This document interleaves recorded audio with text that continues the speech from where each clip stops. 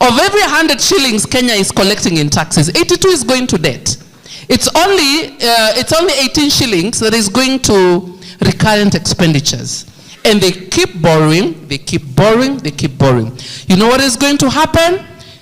Generations to come, even you when you're my age, even when you have children, we will be slaves. This is not a laughing matter.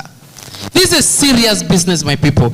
And when you talk about that our country, I'm just trying to respond quickly to the things that I've had here.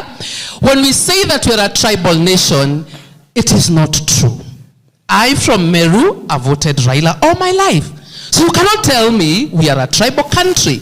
We follow policies, we follow leaders that we believe in. Okay? So we are not tribal, and we do not intend to be tribal in the future. We must break the barriers of tribalism.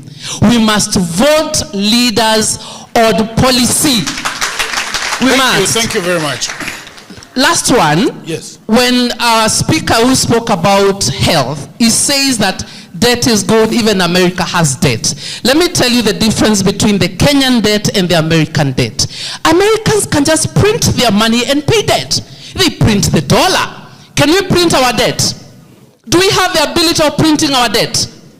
Our debt is very different because it's pegged on our resources. It's pegged on our, like Kenya Ports Authority. It's pegged on the Kenya pipeline. Those are the things, parastatals and corporations that belong to our country that are actually collateral on our loans. So you cannot compare a Kenyan debt with an American debt. Wakiamua kulipa deni yao, they just print the dollar. But they cannot print the dollar because they want to balance issues on inflation and such things. So this is not a laughing matter. People are suffering out here, and we know that this country is going to the dogs. We cannot be having a debt of 13 trillion that is odious. Odious, it's illegal. And if you want to understand, pick your constitution and read and understand why our debts are odious. Thank you. Because I totally disagree with your view of the tribal argument. Kwamba you address the issue of tribalism. Na ukasema kwamba there's a group or maybe a community. The advantage has always been kwamba when they get power, they use it to their own resources. I'll actually point out a very good view in 2022. Kuna mtu anaitwa Mudavadi and Wetangula. Sawa sawa? When they went to negotiate for a seat to the current government, wali negotiate on behalf of the whole of Western, kwamba ni 30% lazima tupate. Right now it is 3 years down. Hiyo 30% ukiuliza Mudavadi iko wapi? Haiko huko. Then do you want the people in Western to blame Kikuyus when we have our own Mudavadi seated in government? He has the ability to bring resources in Western. We blame the Mount Kenya people. The tribal argument does not lay basis hapo kwa hiyo point yako. And I agree with Joaquin the SG. Kwamba a leader, it only depends na character yake. If he has goodwill, atafanya kazi. The issue about this country, in as much as mnajaribu kuleta the tribal card, is because we have leaders purely when they do not have goodwill to serve this country. And I'll give you a good example in relation to whatever you are arguing. You know, you guys are talking about the public debt, but there's something you're not also looking at. Do you know the allocation only in education? The allocation only in education. Ever since independence, this is the first government that has given the highest allocation in terms of education. This is the first government that has gone beyond 500 billion in terms of education. It has a budget of 700 billion shillings. But if you do not know the value of that amount of money, let me put it this way. Since 2017 to 2022, do you know how much Uhuru Muigai Kenyatta used in education? It was 2.4 trillion shillings. You can check on your facts. Amesema tuongee facts. Sasa tuangalia William Ruto for the 3 financial year ametumia how much? Close to 2 trillion shillings. Iyo education, why are these young men struggling in help? Mbona wana struggle? And yet 2 trillion shillings. 3 years peke yake 2 trillion shillings imeingia kwa education. The first financial year it was over 600 billion shillings. 622. The second financial year was 657 billion. This financial year ameweka 702 billion shillings. Anaambia watu kwamba hata pesa ya examination kwa NEC 5 billion shillings peke yake haiwezi patikana. Yet his trips, the trips that Kibaki alifanya for 10 good years was 33 trips. ya William Ruto within 3 financial year amefanya 77 at a cost of how much? Pesa ya kupeleka kwa exam ametumia 6 billion shillings kwa trips. That is total wastage. Na tunaongelelea hapa public debt. So my argument is just simple. In as much as we are talking about public debt, the allocations zenye zinaenda kwa ministry zinafanya kazi gani? Murkomen, the most, yani mimi naweza sema the most actually incompetent minister we have ever had in this country. Incompetent. Incompetent. Check. Do you know how much Ministry of Internal Security has consumed for the 3 financial year? Over 1 trillion shillings. But Murkomen anakuambia kwamba ukienda kwa police station unaenda kucomplain. Askari akikuambia utoe pesa ya mafuta ya gari utoe. Hiyo 1 trillion shilling inaenda wapi?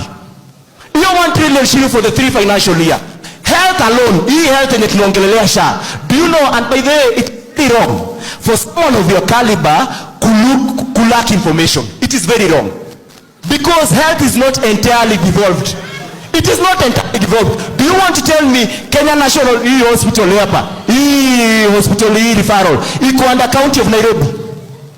It is not. It is national. It is not entirely devolved. But do you know how much has gone to the Ministry of Health for the 3 financial year? Over 400 billion shillings. Over 400 billion shillings. How many cancer when wanaumia na cancer wanaenda nje kutafuta matibabu? Even the elite. There is one person aliongelea hapa cancer. Increase allocation ya cancer kwa SHA from 500B to 800. But my argument is just simple. Kwamba una increase hii pesa kwa hii mambo ya kuhandle cancer. But the hospitals do they have the capacity to handle hiyo ugonjwa? How many cancer patient wanakufa kwa hizo hospitali? So at the end of the day, the problem I have with William Ruto, and my sister there has said a simple thing. Kwamba William Ruto has started to be a pastor. Hiyo kitu naita ucult. Anauza hope kwa Kenya. Tutakuwa kama Singapore, tutakuwa kama nani, but at the end of the day, William Ruto is not solving the issue.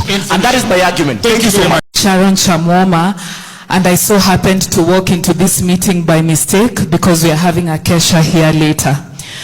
But you look very happy. You look very nice in your suit, and your socks are nice, and your shoes are very stellar. You're in a very, very good mood, but the country is not. You are so happy because people here have not given you a hard time enough. So like I said, my name is Sharon, and a few years ago, let's say 2 or 3 years ago, before your government came into power, I was a businesswoman. And for the first time in my family, we started running a manufacturing business. And tell Ruto, I loved him so much, and I stood for him. I campaigned for him because I believed that he understood everyone here who came from a poor background, and we thought he could identify with us, and he could know where we come from and what we need as people who need to rise. He broke my heart because right now as I'm talking to you, I'm looking to sell my machines because I cannot afford to run my manufacturing plant anymore. I can't afford to even fuel my car very well right now. I am an educated woman. I am a businesswoman. I got into a business that only men in this country get into. Indian men, to be precise. I tried my best because I believed in what he said. He spoke so much about manufacturing. I got into the business and I trusted him. So I'm not speaking about myself to be narcissistic. I know I'm speaking on behalf of so many people here who are not looking for free things. We are not here, we don't just want free housing, free health, free anything. Me, what I hoped for from the bottom of my heart was a conducive environment to run my business, a conducive environment so that I can be able to educate my cousins, to educate the poor people who live around my ushago. It does not benefit me to live in Nairobi and I have relatives in Ushago who are waiting for me to make enough money to take them back to school. So it is so unfair. Tell him to stop the lies. We want our systems to start working. Tell him to stop the lies. All we want is a conducive environment to work and to do our business as well. I don't know if you are listening to me or understanding me. Everyone here can speak good English. Everyone here has probably gone to school. That's why we can sit and understand. So we are tired of the lies. We are tired of the promises and everything. I just want to wake up and be able to run a business as a woman. Thank you very much. Let's go. We are being led by people who are very brilliant conmen. Do you know what a conman does?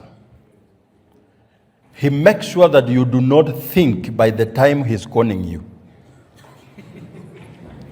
By the time you realize you've been conned, he's nowhere to be seen. Hata hiyo kesi unashindwa kwenda kuripoti kwa sababu atakuuliza uko na akili wewe.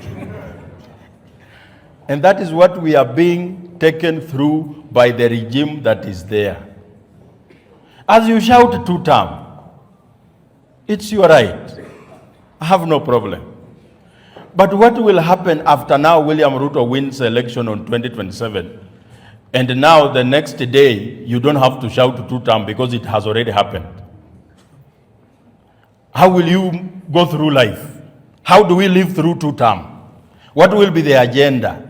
Are we really going to become Singapore with 82% of our tax revenue going to debt? As you shout 1 term, what will happen after the elections? You don't have to shout 1 term because it has already happened. The person you vote in doesn't even know what the problem is.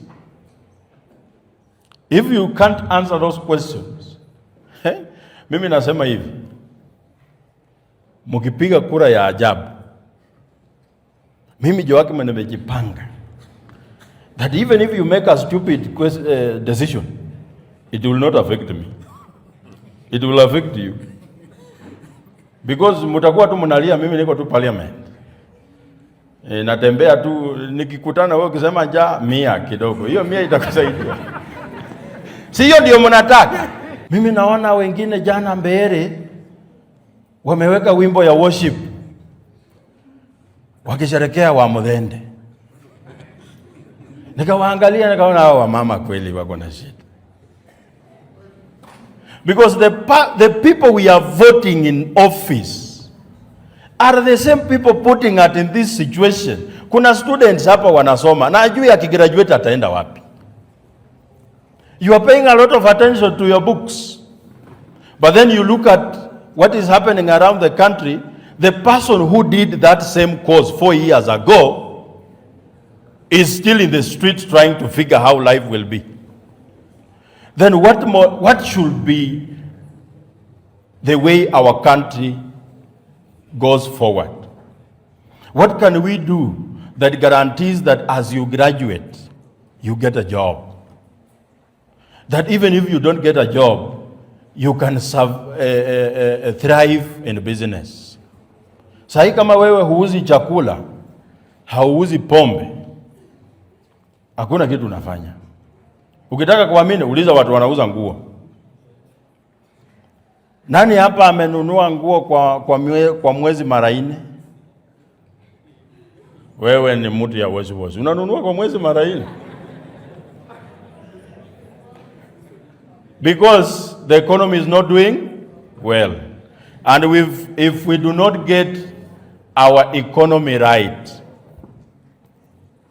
we are not doing anything.